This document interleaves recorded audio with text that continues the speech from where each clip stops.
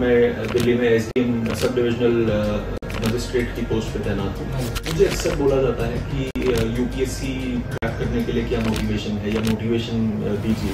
तो जो मेरा एक्सपीरियंस का है वो ये है कि हर साल यदि 1000-1100 बच्चे सिलेक्ट होते हैं तो वो हर 1000-1100 अलग अलग तरीकों से इस एग्जाम को निकालते हैं। फिर एक डिसिप्लिन के साथ आपको अपनी गोल की तरफ बढ़ना चाहिए। आपके पास किसी सिलेबस का किसी सब्जेक्ट का ज्ञान होना एक बात अलग है, और उस ज्ञान को आप शब्दों में उतार पाए, उसको एक्सप्रेस कर पाए, वो अलग चीज़ है। शिक्षा जो है वाकई में आज के समय का सबसे अहम रोल प्ले करती है। जो भी मैंने गाइडेंस ली है वो ऑनलाइन माध्यम से ली है, बट मैंने घर पे ही रह के तैयारी की है, कहीं ओल्ड राजेंद्र नगर या करोल बाग शिफ्ट होके नहीं।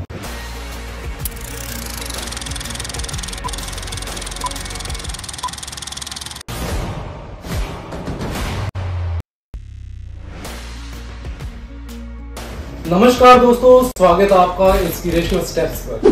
दोस्तों, हर बार की तरह आज का यह वीडियो, आज का यह पॉडकास्ट हमारे लिए और आपके लिए बहुत ही मोटिवेशनल, इंस्पिरेशनल और एजुकेशनल होने वाला है, क्योंकि आज हमारे साथ है all India rank 63 Shivansh Rathi ji, जो आज अपने अनुभव साझा करेंगे हमारे साथ। जैसा कि अभी आपको उन्होंने बताया, ऑल इंडिया रैंक 63 मैंने प्राप्त की है।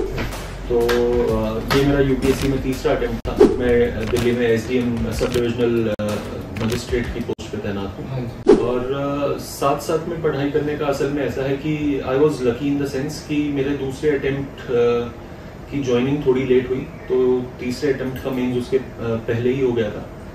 लेकिन जो इंटरव्यू है वो मैंने अपनी जॉब के साथ साथ दिया है, तो उसमें ऑफ कोर्स टाइम मैनेजमेंट के लिए एक प्रॉपर जो है टाइम टेबल बनाना और एक शेड्यूल को फॉलो करना एक part of my life. Tight schedule हो जाता है। जी बिल्कुल। तो सर, आपने मान लो प्री की और मेंस की कैसे तैयारी की? आपने घर पे तैयारी की या जॉब के साथ में? नहीं, जैसा मैंने बताया कि जॉब की ज्वाइनिंग लेट हुई थी, तो मैंने घर से ही तैयारी की है अपने प्री और मेंस के लिए। और मेरे घर में ही मेरे छत पे एक कमरा है जो पिछले 7-8 सालों से बंद था। तो जब मैंने यूपीएससी की तैयारी शुरू की, मुझे आज भी वो तारीख याद है, 7 मई 2020 को। तो तब मैंने उसी कमरे को थोड़ा साफ किया, उसी में बैठा मैं जाके। हाँ जी। और जो भी मैंने गाइडेंस ली है वो ऑनलाइन माध्यम से ली है, बट मैंने घर पे ही रह के तैयारी की है, कहीं ओल्ड राजेंद्र नगर या करोल बाग शिफ्ट होके नहीं। मतलब सेल्फ स्टडी की है। सर, आपकी फैमिली में मान लो और भी सर्विस मैन है, आपके ताऊ जी, आपके मामा जी, मैंने सुना है, थोड़ा उनके बारे में बताइए। उनकी आपको प्रेरणा किस हद तक आपको मोटिवेट कर पाए, मार्गदर्शक कर पाए? मेरे मामा जी श्री वरिंदर कुमार शर्मा 2009 बैच के आईएएस ऑफिसर हैं, और उनकी ऑल इंडिया रैंक 4 आई थी। तो उस समय मैं भी 9 वर्ष का ही था, तो तभी से मैंने ये ठान लिया था कि आगे चल के आईएएस ऑफिसर ही बनना है। क्योंकि उस समय जो एकदम से इतना हाइप बन जाता है एग्जाम के होने के बाद, तो तब उस समय मुझे आईएएस का मतलब भी नहीं पता था। फिर बाद में जब मैं मामा जी के पास जाता था, मैं देखता था कि कितनी पावर्स होती हैं, क्या स्कोप फॉर डेवलपमेंट होता है, कैसे आप समाज की भलाई कर सकते हैं इसमें रहते हुए। तो वो सब जब मैंने देखा तो मैंने वाकई में सोचा कि जरूर इसमें आगे अपना एक करियर जो है खोजा जा सकता है, क्योंकि एक फुलफिलिंग और सेटिस्फाइंग करियर होगा। और मेरे ताऊ जी जो अभी आईआरएस की पद से रिटायर हुए हैं, उन्होंने भी मेरे को इस सिविल सर्विसेज में आगे जाने के लिए काफ़ी मोटिवेट किया। और मतलब क्योंकि ये मेरा 3rd अटेम्प्ट है, तो पहले जब फेलियर्स भी मिले तो उन्होंने हमेशा मेरी पीठ थपथपा के यही कहा कि भाई आगे बढ़ते रहिए, आज नहीं तो कल जरूर यू विल अचीव दिस। हाँ जी। सर, हमारे दर्शकों को ये बताइए कि प्री की तैयारी, जो प्री की प्रिपेयरिंग है, किस हद तक मान लो अंडर ग्रेजुएशन या ग्रेजुएशन के बाद कहाँ से स्टार्ट करनी चाहिए? देखिए, वो आपकी पर्सनल चॉइस है कि आप ग्रेजुएशन के वक्त कितना समय निकाल सकते हैं प्री की तैयारी के लिए। क्या है, कईयों को मान लो घर में कोई गाइड करने वाला नहीं होता, तो उस लिहाज से गाइड कीजिए कि कैसे इनको स्ट्रेटजी अपनानी चाहिए। मुझे लगता है जैसे प्री और मेंस की तैयारी में पढ़ाई के लेवल पे बहुत ज्यादा अलग तैयारी नहीं होती है। सिलेबस मोर और लेस सेम ही रहता है, 1-2 सब्जेक्ट को थोड़ा बहुत ऊपर नीचे हटा के। तो जब सिलेबस सेम रहता है तो आई फील कि फर्स्ट स्टेप यही होना चाहिए कि आप एक अपनी बुक लिस्ट बनाएं। आप डिसाइड करें कि आप कौन सी बुक्स पढ़ेंगे और उसमें क्या क्या सब्जेक्ट, क्या क्या सिलेबस को आप कैसे कवर करेंगे। और जब आप एक कंसाइज बुक लिस्ट बनाएं तो अगला स्टेप यही है, उस बुक लिस्ट को पढ़िए, एक बार पढ़िए, 2 बार पढ़िए, बार बार पढ़िए। जहाँ आपको लगे कि नोट्स बनाने की आवश्यकता है तो वहाँ पे आप उसके नोट्स बनाइए, शॉर्ट नोट्स बना लीजिए ऑफ कोर्स। एंड फिर क्योंकि आपने प्रीलिम्स स्पेसिफिक सवाल किया है तो प्रीलिम्स के लिए आई बिलीव कि practice is a very important component. हाँ जी, मतलब मॉक टेस्ट भी दे सकते हैं, बट आई स्ट्रांगली एम्फसाइज कि आप प्रीवियस ईयर पेपर्स भी सॉल्व करके जाइए, क्योंकि जब आप प्रीवियस ईयर पेपर्स सॉल्व करते हैं तो आपका माइंडसेट जो है यूपीएससी पैटर्न के साथ अलाइन होता है, और कहीं ना कहीं आपका माइंडसेट जो है वो एक्सपैंड होता है, आपके हराइजन्स ब्रोडन हो जाते हैं, and at that time you realize कि यूपीएससी किस डिफिकल्टी का पेपर एक्चुअली सेट करता है। मेंस के लिहाज से किस तरह से तैयारी करनी चाहिए प्री के अलावा? हाँ जी, क्योंकि ये साल मेरा दूसरा मेंस था। पिछले साल मैं मेंस लिख के दैनिक सर्विस में आया था, तो पिछले साल की जो मेरी कमियां थी और गलतियां थी वो मैंने इस बार मेंस में एलिमिनेट की, उनको एनालाइज किया। हाँ जी, हाँ जी। तो एक जो मुझे कमी दिखाई दी वो यही थी कि मैंने आंसर राइटिंग पे फोकस नहीं किया था। तो इस बार प्रीलिम्स क्लियर होने के बाद डे 1 से ही मैंने आंसर राइटिंग अपनी स्टार्ट कर दी थी। एंड मतलब आपके पास किसी सिलेबस का, किसी सब्जेक्ट का ज्ञान होना एक बात अलग है, और उस ज्ञान को आप शब्दों में उतार पाए, उसको एक्सप्रेस कर पाए, वो अलग चीज है। तो यदि आप प्री के बाद और मेन से पहले 3 महीने सिर्फ ज्ञान एकत्रित करने पे और ज्यादा से ज्यादा पढ़ने पे फोकस करेंगे तो इसमें कोई संशय नहीं है कि आप बहुत ही ज्ञानी व्यक्ति हो जाएंगे, लेकिन शायद आप उस ज्ञान को उतने अच्छे से एक्सप्रेस ना कर पाए। तो इसके लिए आई वुड सजेस्ट कि आप ज्यादा से ज्यादा आंसर राइटिंग कीजिए प्री के बाद, ताकि यदि आपके पास किसी आंसर के लिए ज्ञान थोड़ा सा कम भी पड़ता है तो आपकी एक्सप्रेशन स्किल्स इतने अच्छे हो कि आप वहाँ मैनेज कर पाए। हाँ जी, हाँ जी। इंटरव्यू में मान लो पहली बात तो कितने मिनट का इंटरव्यू होता है और उसमें किस लिहाज के क्वेश्चन पूछे जाते हैं? हाँ जी, इंटरव्यू कितने मिनट का हो totally depends upon the panel. पिछले साल मेरा इंटरव्यू 20 मिनट चला था, इस साल मेरा इंटरव्यू 35 मिनट चला था। तो वो पैनल के ऊपर होता है वो कितनी देर आपसे सवाल पूछना चाहें। तो इंटरव्यू से पहले और मेंस क्लियर करने के बाद एक DAF2 नाम से फॉर्म भरवाया जाता है। DAF2 होता है डिटेल्ड एप्लीकेशन फॉर्म, जिसमें आपकी सारी जानकारियां इंक्लूडिंग आपकी हॉबीज क्या क्या हैं, आपके सब्जेक्ट्स, कॉलेज कहाँ से हुआ था, स्कूलिंग कहाँ से हुई है, फिर आपका सब्जेक्ट क्या है, सब डिटेल्स उसमें मांगी जाती हैं। तो इंटरव्यू में अधिकांश सवाल आपके DAF2 से होते हैं। जैसे मेरी जो हॉबीज हैं उन पे से मुझे क्वेश्चन किए गए।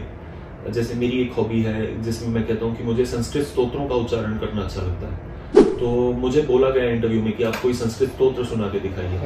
तो आपने सुनाया? हाँ जी, हाँ जी, मैंने पढ़ा। जी जी जी। तो सर हमारे दर्शकों को सुनाइए थोड़ा। हाँ जी, मैंने शिवतांडव स्तोत्र की कुछ लाइनें वहाँ पे सुनाई थी। आपको गीता का 10वें अध्याय का वो भी हाँ जी, हाँ पढ़ा था। जी जी जी। तो मैंने हाँ जी, ऑफ कोर्स मैंने अगर हॉबी स्तोत्र और श्लोक की लिखी है तो मुझे कुछ स्तोत्र श्लोक याद है। हाँ जी, हाँ जी, हाँ जी। तो शिव तांडव स्तोत्र की मैंने कुछ लाइनें सुनाई थी, तो वो मैं आपके दर्शकों को भी सुना सकता हूँ। जटाटवी गलज्ज्वल प्रवाह पावितस्थले कलेवलं विलंबितां भुजंगतुंगमालिकां डमड्डमड्डमड्डमन्निनादवड्डमर्वयं चकार चण्डताण्डवं तनोतु नः शिवः शिवम्। जटाकटाः सम्भ्रमभ्रमन्निलिम्पनिर्झरी विलोलवीवल्लरी विराजमानमूर्धनि दगद् दगद् दगज्ज्वलल्ललाटपट्टपावके किशोरचन्द्रशेखरे रतिः प्रतीक्षणं मम।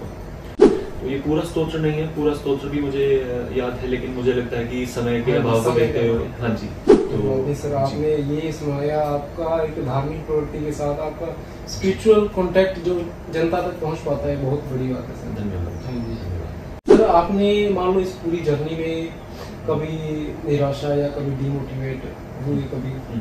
यार ऐसा था कि पहले अटेम्प्ट में मेरा प्रीलिम्स भी पास नहीं हुआ था ना, फिर दूसरे अटेम्प्ट में प्रीलिम्स मेंस इंटरव्यू तीनों पास हो गए, लेकिन फाइनल लिस्ट में नाम नहीं आया। वो अलग बात है कि रिजर्व लिस्ट में जाके मेरा नाम आया तो मुझे दैनिक सर्विस मिली। तो ऐसे कुछ पल होते हैं, कुछ क्षण होते हैं। जैसे दूसरे अटेम्प्ट में जब रिजर्व लिस्ट ये मेंस लिस्ट में नाम नहीं आया था तो उसके 4 दिन बाद ही प्रीलिम्स था। तो उस 4 दिन में ही अपने माइंड सेट को उस फेलियर से उठा के सस्टेन करना और फिर दोबारा प्रीलिम्स में बैठ जाना, फिर उस प्रीलिम्स को क्रैक करना, फिर मेंस की साइकिल में। तो ऑफ कोर्स काफ़ी ज़्यादा ऐसे पॉइंट्स आए हैं जब मैं डिमोटिवेटेड हुआ हूँ और मुझे ऐसा फील हुआ है कि काफ़ी एनर्जी की कमी है। लेकिन उस पल पे तो मेरे माता पिता का साथ हमेशा रहा मेरे साथ, और मुझे लगता है कि घर पे रह के तैयारी करने का एक ये भी मेरे लिए एडवांटेज था कि जब भी मैं डिमोटिवेटेड होता तो मैं अपने पेरेंट्स के साथ आके बैठ जाता और वो मुझे हमेशा मोटिवेट करते। और उसके साथ साथ मुझे लगता है कि एक भगवान में विश्वास जो मेरा था, उससे मुझे पल पल जो है प्रेरणा मिली है। जैसे जुड़े रहे उनसे। हाँ जी, गीता में जैसे भगवान कहते हैं कि आप कर्म कीजिए, फल की इच्छा ना कीजिए।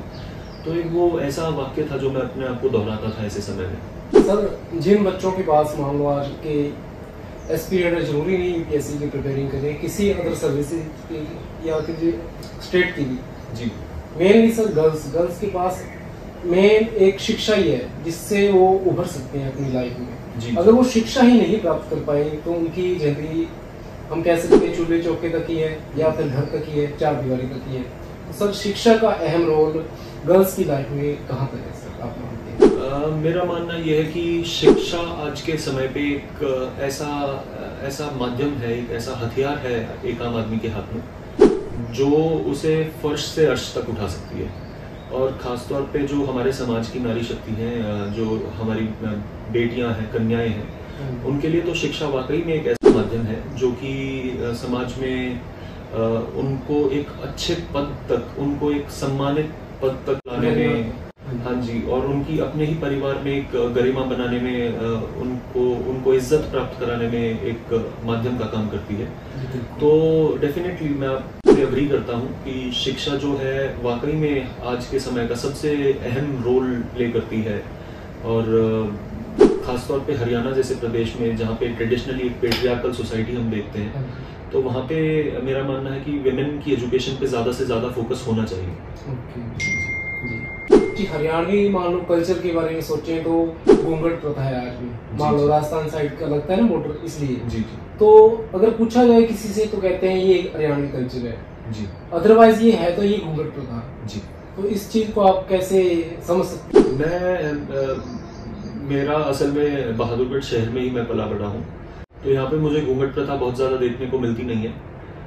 और मेरा मानना ये है कि समाज अब धीरे धीरे मॉडर्नाइज कर रहा है और घूंघट प्रथा और ऐसी चीज़ों को छोड़ के और आगे बढ़ता जा रहा है। तो ऑफ कोर्स मेरा मानना यही है कि जो हमारे समाज की नारी शक्ति है, उनको ये चॉइस देनी चाहिए कि वो किस प्रकार के वस्त्र खुद से पहनना चाहें। तो इसमें उनके ऊपर कुछ भी घूंघट या ऐसी कोई भी चीज़ थोपी नहीं जानी चाहिए। परंतु हाँ, मेरा इसमें बहुत कम एक्सपीरियंस खुद का है, क्योंकि मैंने खुद से ये चीज़ ज़्यादा देखी नहीं है। सर, हमारे दर्शकों को मान लो जो भी प्रिपेयरिंग कर रहे हैं, जिनको संसाधनों का अभाव होता है, हाँ जी, कोई ऑनलाइन पेड कोर्स नहीं खरीद पाते या दिल्ली जैसे बड़े शहरों में पढ़ाई नहीं कर पाते, हालांकि कहीं ना कहीं उनका सपना होता है एक बड़ा ऑफिसर बनने का जी, तो वो घर पे बैठे या अपने काम के साथ कैसे प्रिपेयरिंग कर सकते हैं? कुछ न कुछ टाइम निकाल के, 2-3 घंटे या 4 घंटे निकाल के, रात को निकाल के या सुबह अर्ली मॉर्निंग में, तो थोड़ा उनके लिए थोड़ा गाइडेंस दीजिए। हाँ जी, मेरा मानना ऐसा है कि क्योंकि मैं ये एग्जाम क्लियर करने के बाद भी बहुत लोगों से, अपने बैचमेट से मिल चुका हूँ, तो जो मेरा एक्सपीरियंस रहा है वो ये है कि हर साल यदि 1000-1100 बच्चे सिलेक्ट होते हैं, तो वो हर 1000-1100 अलग अलग तरीकों से इस एग्जाम को निकालते हैं। जी, तो इस एग्जाम को निकालने का कोई एक सही तरीका या सिर्फ एक सही मार्ग नहीं है। सबकी अपनी इंडिविजुअल जर्नी होती है। लोग जॉब में रहते हुए और घर पे बैठ के हर तरीके से इस एग्जाम को निकालते हैं। तो फाइनली मुझे लगता है ये एक आदमी की खुद की समझ है कि वो पढ़ते हैं, उन्हें खुद ही समझ आ जाता है कि उनकी किस प्रकार की कमियां हैं पढ़ाई में, और उनको एलिमिनेट करने के लिए उन्हें किस प्रकार का समय और किस प्रकार का जो है एफर्ट करना पड़ेगा। तो ये खुद की काबिलियत के हिसाब से, खुद की क्षमताओं के हिसाब से और खुद की ज़रूरतों के हिसाब से मुझे लगता है हमें ये चूज करना चाहिए कि हम कैसे इस एग्जाम की तैयारी करेंगे। जी सर, अब की बारी मान लो 2024 के रिजल्ट में हमने एक बात नोटिस की कि ज्यादातर मान लो 300-350 पर्सन्स हैं जो जनरल कैटेगरी के हैं जी, अदरवाइज ओबीसी से उससे कम है और अदर कास्ट उससे भी कम है जी। तो इसका कहीं ना कहीं हम ये सोच पाए कि जनरल कैटेगरी वाकई में अपने जो कोटा उनको नहीं मिला उसका ज्यादा एफर्ट्स डालते हैं और उनको बड़ी पोस्ट मिलती है, उसका है कहीं ना कहीं इसका?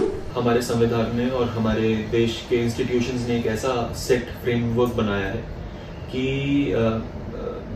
जो पोस्ट हैं उनमें भी डिवीजन है रिजर्वेशन का।